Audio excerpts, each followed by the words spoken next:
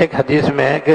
جس آدمی کے 4 باتیں ہوں گی، جس شخص کے اندر 4 باتیں ہوں گی، نمبر 1 اس کے پاس مال و دولت کم ہو، مال و دولت اس کے پاس کم، اہل و عیال زیادہ، لیکن وہ صبر سے اور جو کچھ ہے اسی میں اپنا گزارا کرتا ہے، قناعت کرتا ہے، کسی سے بھیک نہیں مانگتا، سفید پوش ہے۔ مال کم ہے، اہل و عیال زیادہ ہے، خرچہ زیادہ ہے، آمدنی کم ہے، لیکن وہ اسی میں اپنا جیسے تیسے گزارا کرتا ہے اور اپنا بھرم رکھتا ہے، اپنی سفید پوشی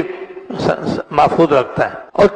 خشوع خضوع سے نماز پڑھتا ہے، اور خشوع خضوع سے نماز پڑھتا ہے، اور کسی کی غیبت نہیں کرتا، کسی کی غیبت نہیں کرتا۔ ایسا آدمی زیادہ غیبتیں کرتا ہے، وہ غیبت سے بھی اپنے آپ کو بچاتا ہے۔ تو آپ نے فرمایا قیامت میں وہ میں اور وہ اس طرح 2 انگلیوں کے برابر، 2 انگلیوں کی طرح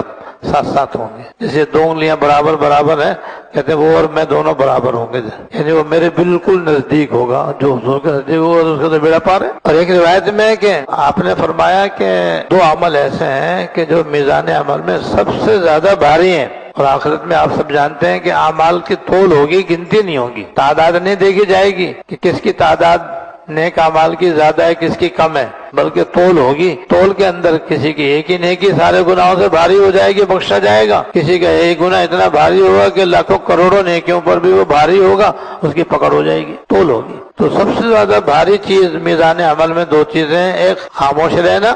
خاموش رہنے کا مطلب یہ ہے کہ فضول باتیں نہیں کرے، گناہ کی باتیں نہیں کرے، جس میں غیبت کرنا بھی آ گیا، چغلی کرنا بھی آ گیا، جھوٹ بولنا بھی آ گیا، گانا گانا بھی آ گیا۔ خاموش رہتا ہے، بس کام کی بات کرتا ہے، دین کی بات کرتا ہے، دنیا کی جائز بات کرتا ہے، گناہ کی باتیں نہیں کرتا ہے، گناہ کی باتوں سے اپنے آپ کو بچاتا ہے، تو خاموشی رہتا ہے۔ ایک تو طویل خاموشی، اور دوسرے حسن اخلاق، اچھے اخلاق، اچھے اخلاق جس میں حلم، بردباری، خندہ پیشانی، نرمی اس کے اندر بھری ہوئی ہو، تواضع سے آراستہ ہو، اللہ تعالیٰ کی نعمتوں کا شکر گزار ہو، یہ اچھے اچھے اخلاق کہلاتے ہیں۔ تو حسن اخلاق اور طویل خاموشی یہ میزان عمل میں سب سے زیادہ بھاری ہے۔ تو بس طویل خاموشی سے ہمیں علاج کا پتہ چل گیا کہ غیبت سے بچنے کا اور زبان کے دیگر گناہوں سے بچنے کا واحد حل یہ ہے کہ ہم فضول باتیں کرنے کی عادت چھوڑیں۔ یہ ہماری زبان، ہمارے اندر جو بک بک کرنے کی عادت ہے، جہاں بیٹھتے ہیں بس بے تحاشا بولتے رہتے ہیں، اور ادھر کی ادھر کی، کبھی حکومت پہ تبصرہ، کبھی کسی جماعت پہ تبصرہ، کبھی کسی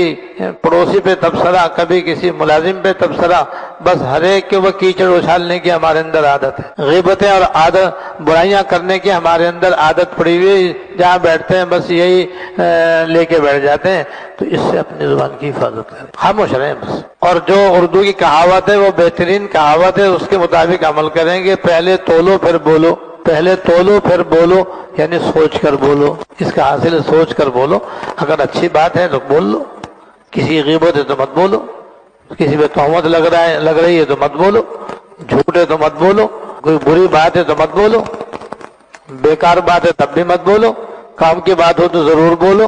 اچھی باتیں ہیں تو بولو ہی بولو، ورنہ خاموش رہو بس۔ اور دوسرا برائی کرے تو پھر منع کرو، منع کرنے کی ہمت نہیں ہے تو اٹھ کے جانا تو ہر حال میں اختیار میں۔ بہت سے بہت وہ ناراض ہوگا تو 1 دفعہ نہیں 100 دفعہ ناراض ہو، کیونکہ اللہ تعالیٰ کی ناراضگی کا خیال کرنا زیادہ ضروری ہے مخلوق کی ناراضگی کے مقابلے میں۔ لیکن